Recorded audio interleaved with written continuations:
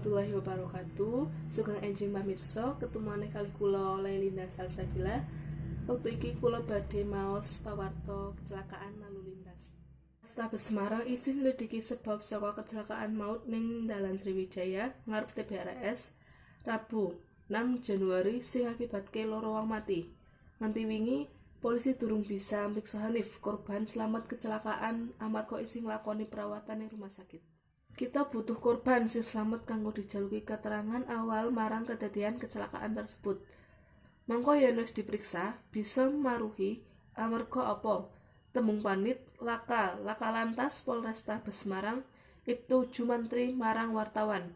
Dina Kamis tanggal 7 Januari kepengker. Dheweke naturake saka secacah saksi kecelakaan sing newasake loro wong kasebut sedurunge mung krungu swara tabrakan seru.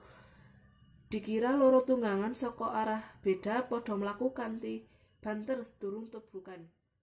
Mbok menawan pengendara saka arah wetan dalane mudunan banter, saka kulon uga banter kuwi sing ora bisa dihindari, turine.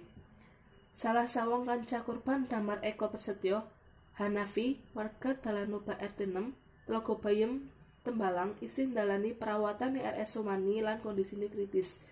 Hanafi ngalami tatu nang kanggonan rai ngisor tepate ning kanggonan rahang. Dheweke isih dirawat ning RS Somani. Hanafi kuwi sing monceng korban Damar Eko Prasetyo, Gamblange. Mekaten pawarta dinten iki lan matur nuwun.